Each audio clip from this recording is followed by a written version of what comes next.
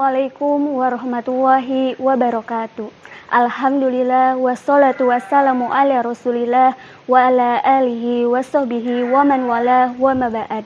Yang terhormat Ketua Yayasan Kanzul Wafa Bayan beserta staf, yang saya hormati Ibu Kepala TK dan SD Islam Al-Bayani beserta segenap Dewan Guru, yang saya hormati Bapak dan Ibu Wali Murid serta anak-anakku, siswa-siswi TK dan SD Islam Al-Bayani yang Ibu banggakan.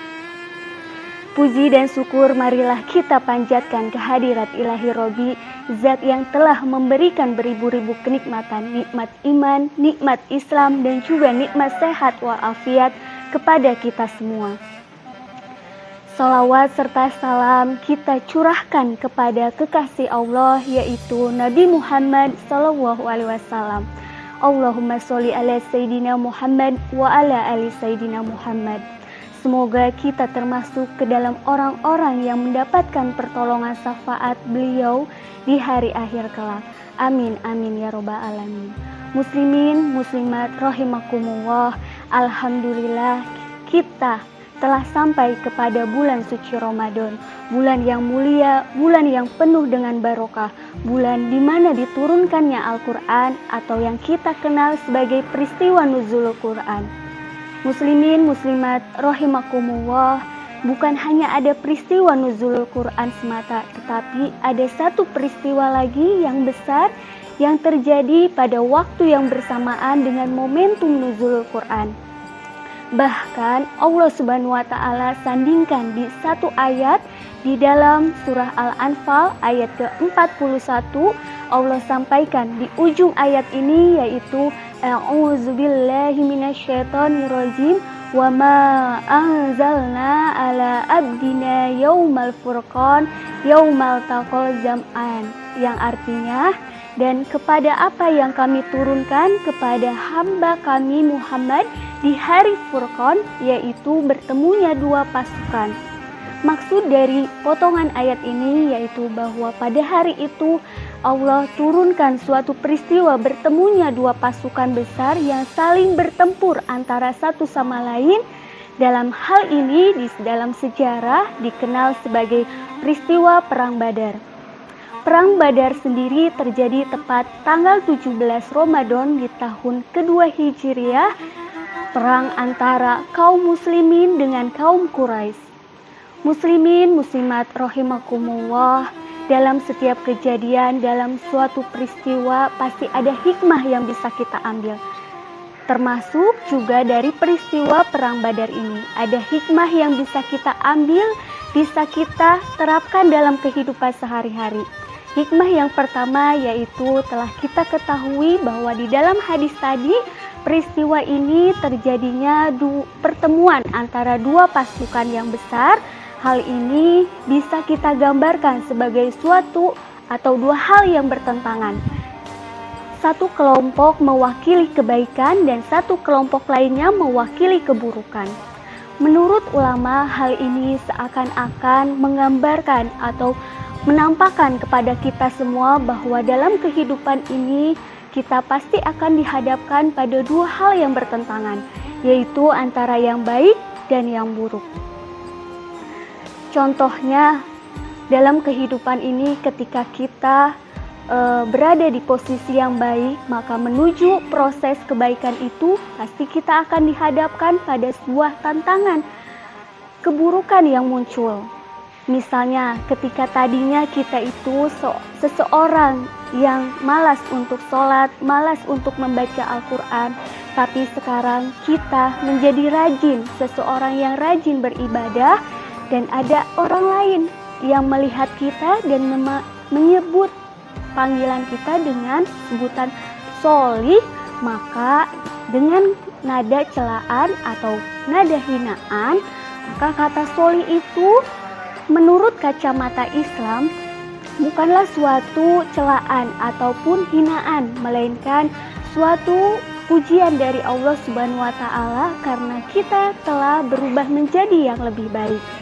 Sebaliknya, ketika kita berada di posisi yang buruk, maka kita akan dihadapkan kepada kebaikan, sehingga kita diajak untuk meninggalkan keburukan tersebut dan kembali kepada kebaikan.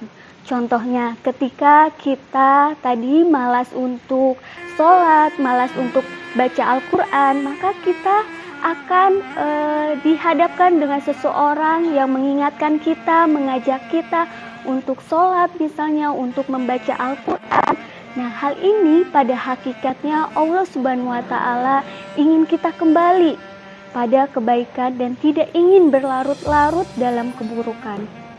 Seperti halnya di dalam perang Badar, Rasulullah SAW menuju kebaikan itu melalui peperangan, yaitu perang Badar.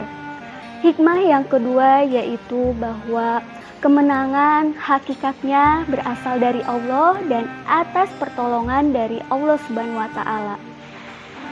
Seperti yang kita telah ketahui bahwa dalam perang Badar ini pasukan muslimin itu hanyalah sebanyak 313 pasukan dengan persenjataan seadanya, sedangkan kaum Quraisy itu sebanyak 1000 pasukan dengan persenjataan yang lengkap.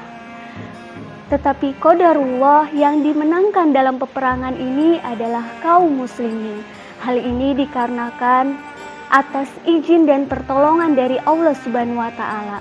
Pelajarannya atau hikmahnya bahwa kita sebagai manusia hanyalah bisa berusaha dan berdoa kepada Allah Subhanahu wa Ta'ala. Semoga Allah Subhanahu wa Ta'ala memberikan suatu pertolongan atas kesulitan-kesulitan yang terjadi dalam kehidupan kita. Seperti halnya yang diajarkan Rasulullah di dalam peperangan ini, bahwa beliau tidak hanya berusaha untuk melakukan peperangan, tetapi juga beliau berdoa kepada Allah Subhanahu wa Ta'ala agar bisa memenangkan peperangan tersebut. Hikmah yang ketiga atau hikmah yang terakhir yaitu seperti yang dikatakan di awal bahwa perang Badar ini atau peristiwa ini terjadi pada bulan suci Ramadan, bulan tahun kedua Hijriah, di mana tahun ini merupakan tahun pertama bagi umat muslim melakukan atau menjalankan ibadah puasa. Tetapi umat muslim sudah dihadapkan pada suatu peperangan yang luar biasa. Namun demikian, umat muslim pada saat itu tetap bersemangat dalam menjalankan ibadah puasa. Ini suatu pelajaran yang besar bagi kita semua bahwa sahabat saja atau orang-orang muslim pada waktu itu saja yang bisa dikatakan sudah dijamin surganya dekat dengan Rasulullah saja masih bersemangat dalam menjalankan ibadah puasa, apalagi kita yang hanya manusia biasa yang jauh dari kata jaminan masuk surga dan juga hanya menjalankan rutinitas sehari-hari seperti bekerja, bersekolah, belajar, jauh dari kualitas peperangan, maka senantiasa harusnya kita terus semangat dalam menjalankan ibadah puasa dan menjalankan amalan-amalan lainnya di bulan suci Ramadan tahun ini. Dan untuk anak-anakku, siswa-siswi TK dan SD Islam Al-Bayani yang masih belajar dalam berpuasa atau yang sudah berkewajiban menjalankan ibadah puasa, Ibu berpesan agar kalian tetap semangat dalam menjalankan ibadah puasa dan menjalankan amalan-amalan lainnya di bulan Ramadan ini. Semoga Allah senantiasa melancarkan amalan kita atau ibadah kita di bulan suci Ramadan tahun ini. Muslimin, muslimat, rahimakumullah, demikianlah yang bisa saya sampaikan mengenai tentang hikmah dalam peperangan atau perang Badar ini. Semoga kita dapat mengambil hikmah dari momentum bersejarah ini. Sebelum saya akhiri, saya akan sampaikan sebuah pantun. Jalan-jalan ke taman kota, tidak sengaja bertemu dengan ratu. Mohon maaf jika ada salah kata, semoga kita bertemu di lain waktu. Wabillahi taufiq wal hidayah. Wassalamualaikum warahmatullahi wabarakatuh.